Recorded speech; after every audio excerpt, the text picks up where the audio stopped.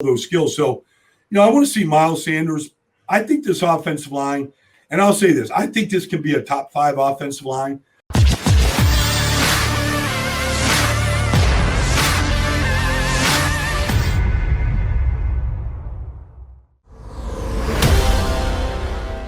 That's exactly what I was thinking, man. But I was thinking the same thing with what Carson was going on.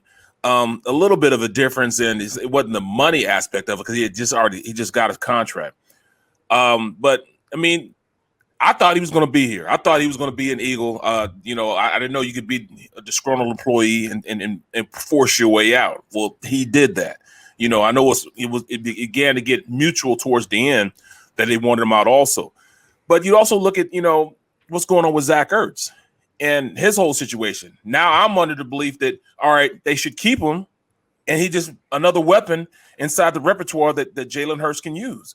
What do you think of that?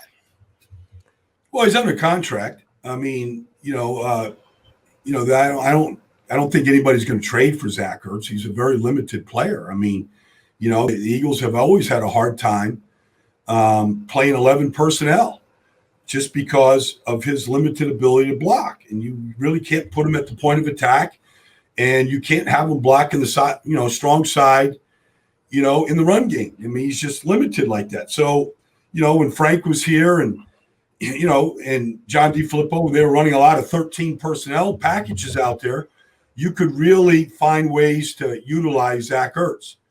And I thought, when Frank left to go to Indianapolis 2 years ago, I thought the Eagles really got away from that 13 personnel package that really helped Zach. I thought, he could really become just a backside cutoff guy, but really a featured, receiver. And he was really good at that role and really good in that role. And it showed up in the Super Bowl. It showed up in an NFC Championship game against the Vikings. So, but I think he's just a limited player. I think at this point, Dallas Goedert is a more well-rounded player. And, players that just have major – I mean, look, Travis Kelce, he's an elite route runner. They have always figured out how to just limit Travis Kelce at the point of attack. I mean, they just as great an athlete as he is, he's not a good blocker either. But he's better than Zach. And so that's the issue, is how do you build an offense, that includes Zach, but yet kind of hides his weaknesses. Because it's not easy to do. You got to almost march 2 tight ends out there a lot of times. When most of the teams in this league, run 11 personnel. The Rams are 11 personnel team, 1 back, 1 tight end, but they use their receivers in stacked tight formations to really seal the edge in unison. You always see Cooper Kupp or Robert Woods or some of those guys that they have there, sealing the edge like a second tight end. Just like Pittsburgh. That's what they do. I mean, they did that with Hines Ward for forever, when you were there. Hey, Baldy, it's been so long since we talked to you. I mean, so much has happened on the Eagles front.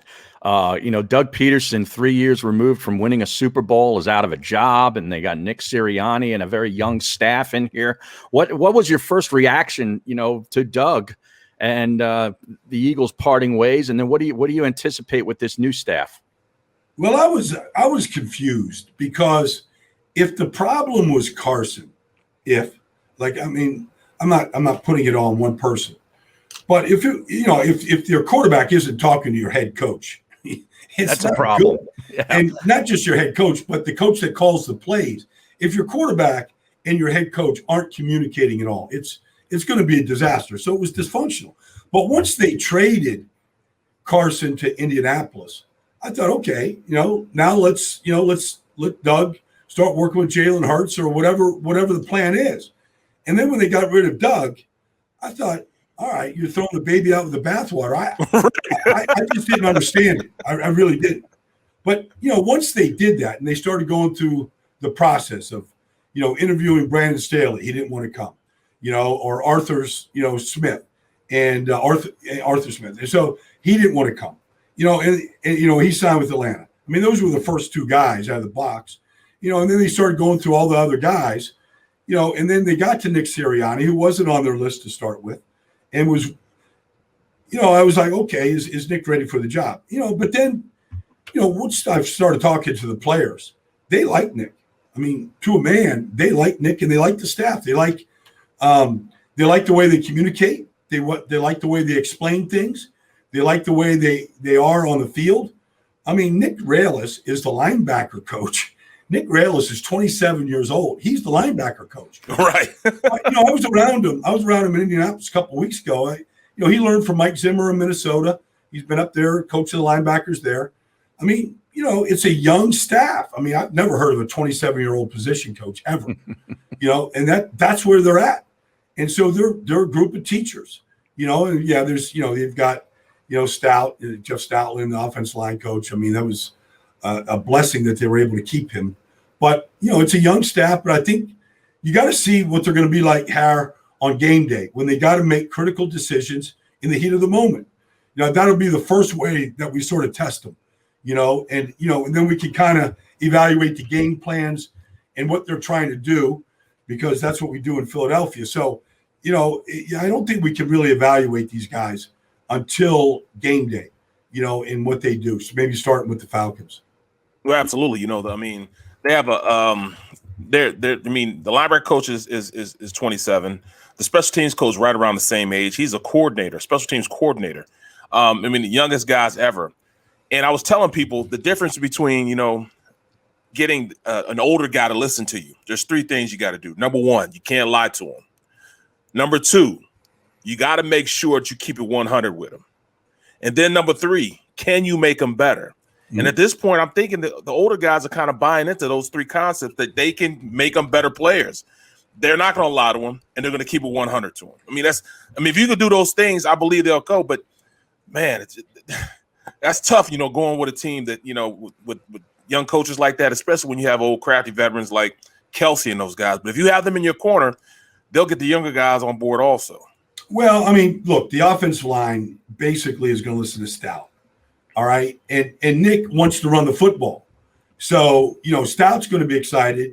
Lane Johnson, Brandon Brooks, they're going to be excited. Kelsey, Siamala, they're all going to be excited because they're going to be an emphasis on running the football. So, Stout has everybody's attention in the offensive line meeting group. I sat in some of the Zoom calls, this offseason. He gets their attention. They love him. So that's a good thing.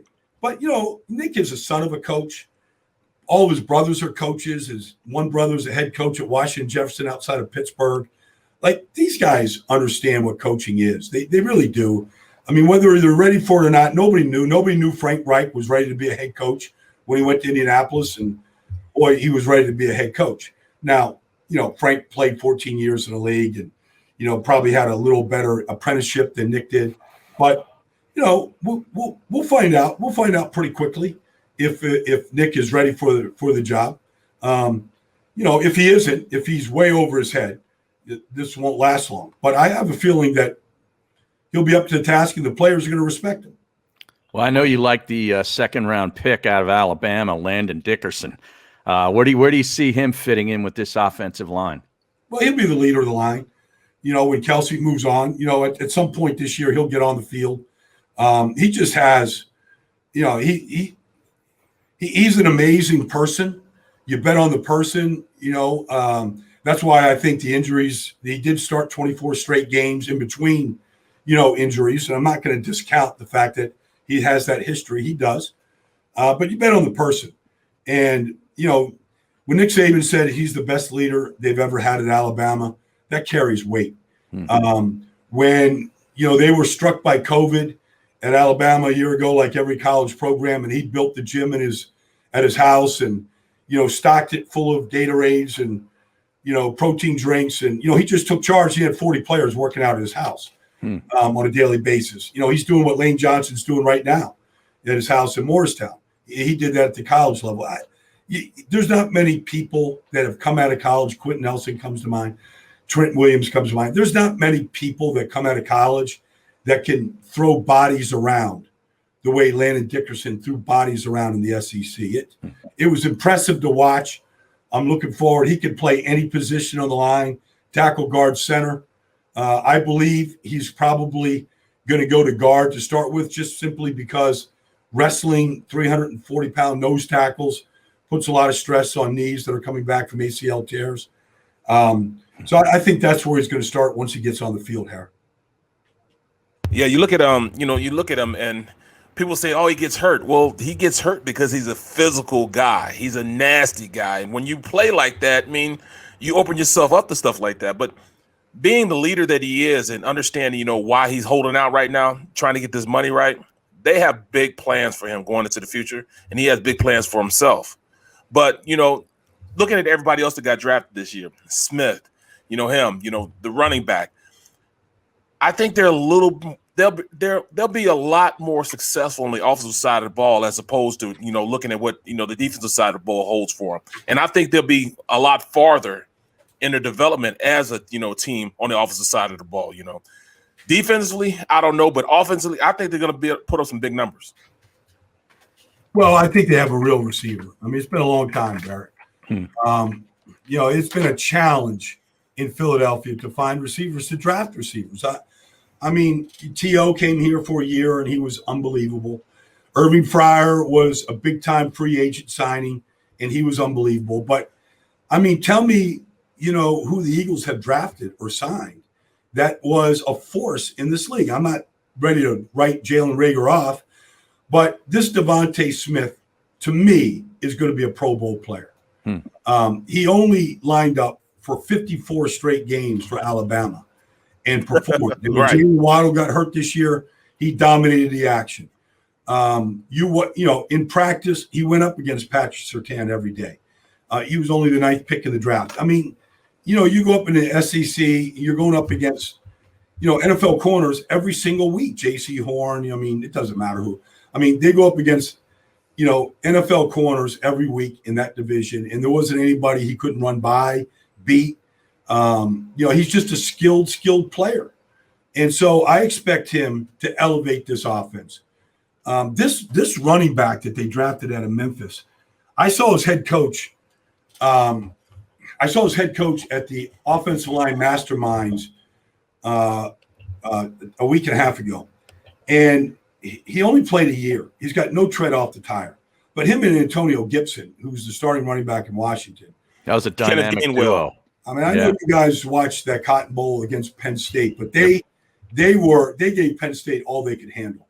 This guy Gainwell I'm not saying he's Brian Westbrook. I don't want to make any comparisons. Right. He reminds me a lot of Brian Westbrook. He really does. Size, ability to run between the tackles, ability to catch the football, the ability to make people miss in a phone booth. I mean, he's got all those skills. So, I want to see Miles Sanders. I think this offensive line, and I'll say this, I think this can be a top 5 offensive line. I know Lane well. I think he's healthy. Brooks is healthy. Dickerson's coming. The battle at left tackle is going to be a good battle. Great battle. Who do you think ends up winning that battle? I think Jordan Mailata wins it.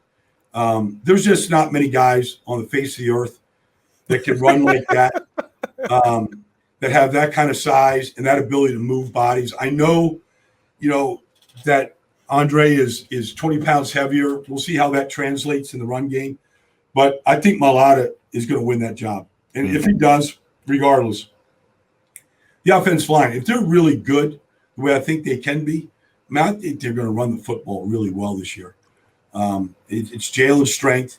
And so and Nick Sirianni wants to run the ball. So I think that's a good starting point for any team that wants to kind of get out of the cellar and put together put behind them just a miserable 4-11-1 season from a year ago. Well, let me play devil's advocate then. We're looking at a team that, like you said, they're going to run the ball. The quarterback position, that seems to be the elephant in the room. Does Hurts have it, or does Hurts need a little more to stay and keep this position here in Philadelphia? Well, I've got to know Jalen this offseason. I worked out with him. He works out at 5 a.m. I mean, he does everything right. I mean, he's son of a coach, great leader, natural leader. He's on, I don't know if it's on record, but he said the only guy that ever coached him, ever. And he had 4 guys at Alabama, and he had the guys in Philadelphia last year. He said the only guy that ever coached him to make him better at the position was Lincoln Riley. Said he never got that from Lane, Lane Griffin in Alabama, or any of the guys, Sark, all the guys that were there, Dabos or Brian Dabos. I mean, none of those guys coached him. They just, here's the play, here's the scheme, go play. But Lincoln Riley, and he did make a huge jump at Oklahoma under Lincoln Riley. So I want to see Brian Johnson, the quarterback coach, or Shane Steichen, the offense coordinator, or Nick Sirianni. I want to see these guys coach him. He wants to be coached, meaning coached hard, footwork, follow through, aiming point, like all the stuff. He wants it all. So let's see if these guys coach him hard and see what kind of improvement. I don't know yet, Barrett, if he can throw the ball with touch, pinpoint accuracy. I saw him drop. I told him he dropped his eyes too much at the end of the season last year when the rush was coming. Can't win like that. He knows that. So let's see. Joe Flacco's waiting in the wings.